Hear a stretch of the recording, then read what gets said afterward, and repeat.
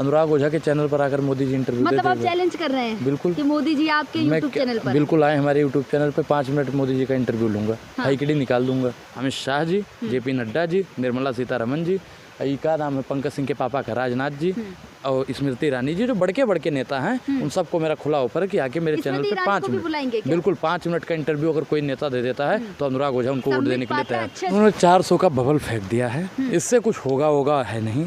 400 पार इनका खोखला है दावा।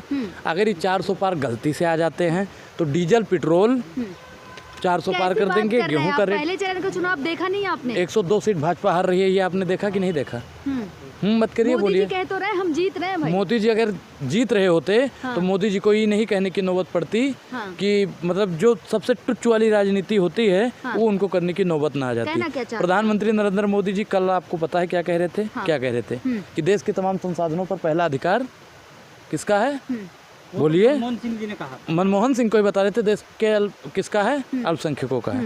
अब उनको ये अनपढ़ आदमी को यही नहीं पता है कि बोला क्या था उन्होंने।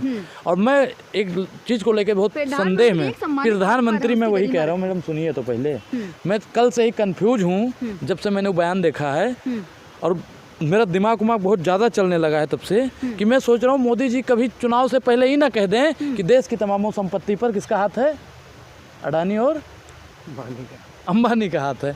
तो मैडम कभी भी मोदी जी कह सकते हैं कि अडानी और अंबानी का इस देश की संसाधनों पर हाथ है, पहला अधिकार है, क्योंकि प्रधानमंत्री नरेंद्र मोदी जी 24 घंटा उन्हीं के लिए रणनीति बनाते हैं, उन्हीं के लिए सारी नियत और जनता के लिए क्या काम कर रहे हैं, जनता के लिए काम कर रहे हैं। 18 घंटे काम करते हैं, 10 तो इसका साल में मतलब छुट्टी नहीं ली है। देखिए, कुछ लोग तो आरोप लगाते हैं मोदी जी अडानी जी के नौकर हैं, तो इसका मतलब साफ है कि वो अडानी उनसे जबरदस्ती काम करवाता है। और जो हमारे प्रधानमंत्री नरेंद्र मोदी जी को 18 घंटे जबरदस्ती करवाता है तो प्रधानमंत्री नरेंद्र मोदी जी को छुट्टी पर भेजना चाहिए। छुट्टी पर भेजना चाहिए कि अगर संविधान के अधिकार से उसको देखा जाए, संविधान के दायरे से तो उनका शोषण हो रहा है और जिसका शोषण हो रहा है अनुराग ओझा उसको आजाद करवाएगा। देश के लिए कर रहे हैं, ऐसे प्रधानमंत्री पर गर्व होना चाहिए। देश के लिए घर परिवार छोड़ दिया, हम उसको जब से देखने लगे हैं टीवी पे रहता है, टीवी में नहीं रहता है तो रैली में रहता है, रैली में नहीं रहा तो मन की बात करेगा, मन की बात नहीं करेगा तो हवाई जहाज में बैठ के चला जाएगा, विदेश में भाषण देने चला जाएगा। अब बताइए 18 घंटे, वो सोचिए कि 24 घंटा अगर काम करते तो पतलून उतर जाती। 18 घंटा काम करके सिर्फ कपड़ा ही उतारे। ऐसे प्रधानमंत्री हैं जो अपनी सैलरी भी देश हित में लगा रहे हैं। लगता है आपके खाते में वही पैसा आ रहा है। अभी उन्होंने कहा है, मोदी जी ने खुद कहा है ना ये। अच्छा, जब अपनी सैलरी लगा रहे हैं तो पाकिस्तान से चंदा क्यों ले रहे हैं? बिप काटने वाली कंपनी से 250 करोड़ रुपए का चंदा क्यों ले रहे हैं? चंदे और धंधे की राजनीति क्यों चला रहे हैं? क्यों भैया? बोलो महाराज। आप भी दे सकते हैं चंदा, वो तो चंदा तो कोई आपने कितना चंदा दिया जी?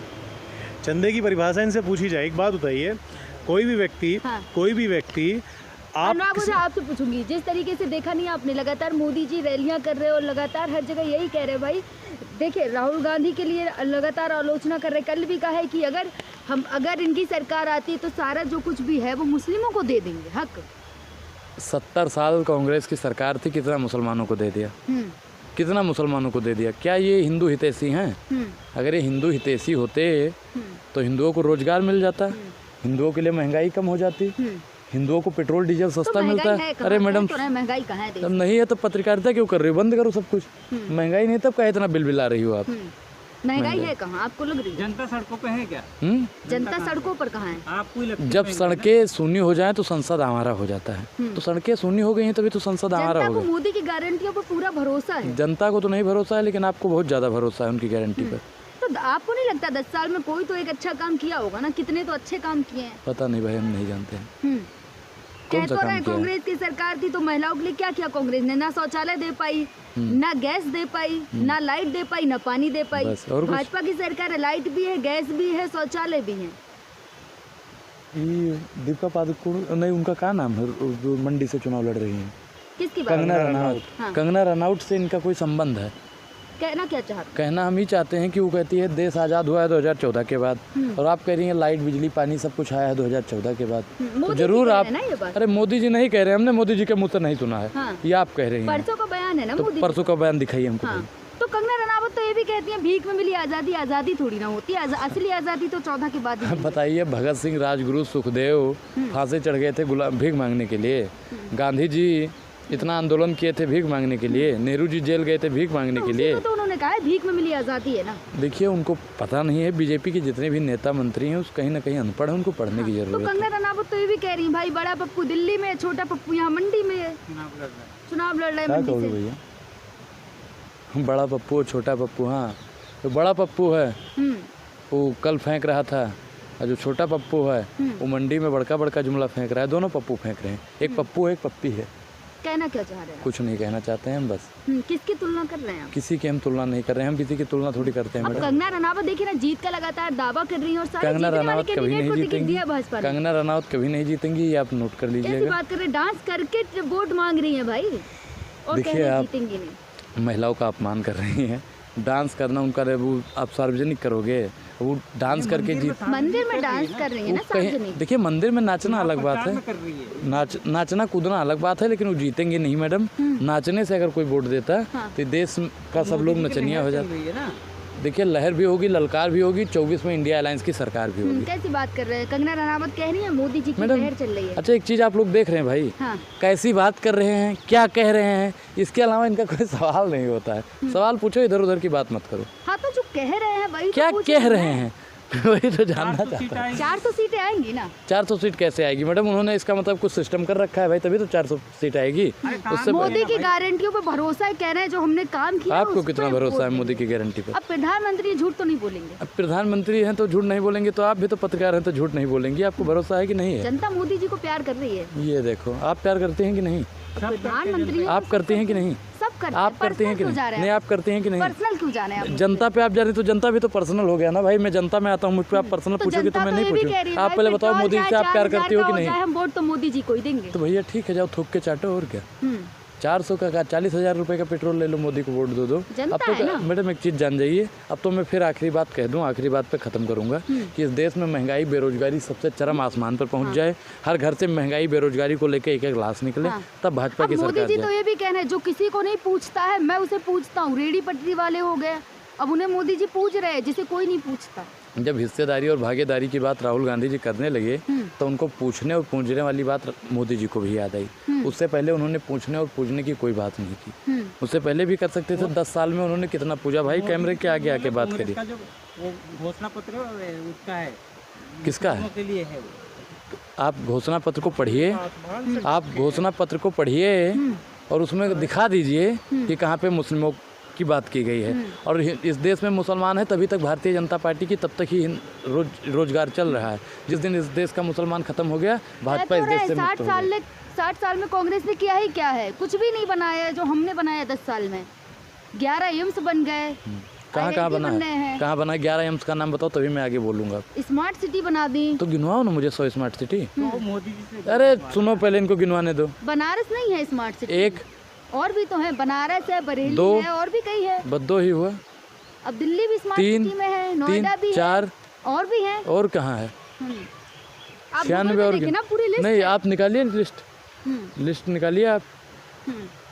अब है ना? नहीं आप गिनवा भाई, मुझे गिनवा जो काम उन्होंने किया तो आप मुझे दिखा दीजिए। शौचालय दे दिए सबको। बस कोई आईआईटी और एम्स बना के ढिंढोरा नहीं पीट रहा था।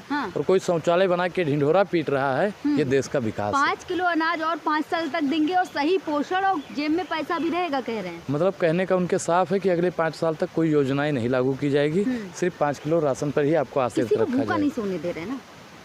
पहले कोई भूखा सोता था। भूखमरी में देश कौन से नंबर पे पहुंच गया पता है? हंगर इंडेक्स उठाई होगा भी। मैंने तो देखा है, आपने नहीं देखा शायद। नहीं, हमने देखा। लोगों को गरीबी से अब एक चीज आप बताइए, नेपाल और पाकिस्तान से भी अपना देश पीछे चला गया है। 25 करोड़ लोगों को गरीबी से तो ऊपर उठाया ना। 25 करोड़ 80 करोड़ लोगों को ही राशन दे रहे हैं। मतलब देश अगर मजबूत बन रहा है, आज़ादी के 70-75 साल बाद भी अगर 80 करोड़ लोगों को राशन पर आश्रित करना, तो ऐसे प्रधानमंत्री को बदलना चाहिए। मोदी हटाओ, देश बचाओ। तभी इतना खफा क्यों है मोदी जी से आप?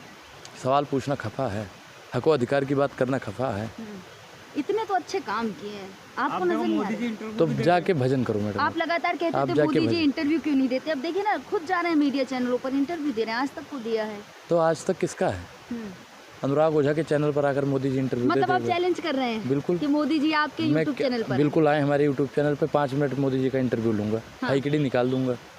कहना क्या चाह रहे? चैलेंज कर रहे हैं मोदी बिल्कुल आके मोदी जी दें। मोदी का कोई समर्थक आके दे, भाजपा का कोई बड़ा नेता आके दे, अमित शाह आके दे, जेपी नड्डा आके दे। आप सारे भाजपा के कार्यकर्ताओं को चैलेंज दे रहे हैं। भाजपा का वो कार्यकर्ता को मैं सड़क छाप लोगों का इंटरव्यू थोड़ी लूंगा। अपमान कर रहे हैं कार्यकर्ताओं को। नहीं, मैं किसी का अपमान नहीं कर रहा हूँ। मैं सड़क छाप जो अपने आप को भक्त बने हैं, मैं उनका इंटरव्यू नहीं। मोदी जी, अमित शाह जी, जेपी नड्डा जी, निर्मला सीतारमण जी, का नाम है पंकज सिंह के पापा का राजनाथ जी और स्मृति ईरानी जी, जो बड़के नेता हैं, उन सबको मेरा खुला ऑफर है कि आके मेरे चैनल पे 5 मिनट, बिल्कुल 5 मिनट का इंटरव्यू अगर कोई नेता दे देता है तो अनुराग ओझा उनको वोट देने के लिए तैयार। सभी पानी पिला दें, आपको भी पानी पिला देंगे इंटरव्यू में। मैडम, गौरव वल्लभ ने उनको इतना पानी पिला दिया कि आज गौरव वल्लभ जी फिर उनके पास बीजेपी में चले गए। तो ठीक है, वो तो पानी पिलाया था ना मैडम। उनका क्लिनिक मुझे ढूंढ के बताइए, चुनाव जहाँ से लड़ेंगे वो तो ठीक है, देखा जाएगा। उनका क्लिनिक कहाँ? अरे वो भी हार जाएंगे भाई। सवेत पात्रा चुनाव जीतेंगे। अब देखा नहीं, दलितों घर में खाना खा रहे हैं। बस चुनाव के समय पे दलितों के घर का खाना खाएंगे। चुनाव के बाद में दलितों के ऊपर क्या कर रहा था मैडम? आपको परवेश शुक्ला वाला कृत्य याद होगा जो मध्य प्रदेश में। भी तो मांगी थी ना। अच्छा, एक चीज बताइए, पहले मुंह पे मुंह दो, बाद में जाके पैर धो के माफी मांग लो। ये मैडम क्या लॉजिक आप लोग लाते हो? तो माफी मांग ली ना, तो माफी तो मांग ली ना। माफी तो मांग ली। देखिए, माफी मांगना, मैं वही तो बता रहा हूँ। एक चीज बताइए, पहले वहाँ परवेश शुक्ला ने जो किया था वो कृत्य कैसा था? कृत्य कैसा था वो? आप सहमत हो उस कृत्य से? नहीं है ना। अब आप बताइए, उसके बाद में कोई माफी मांग ले? मैडम देखिए कि दाग छूटता नहीं है जल्दी। कपड़े का दाग हट सकता है, लेकिन चरित्र पर लगा हुआ दाग कभी नहीं छूटता है। शुक्रिया।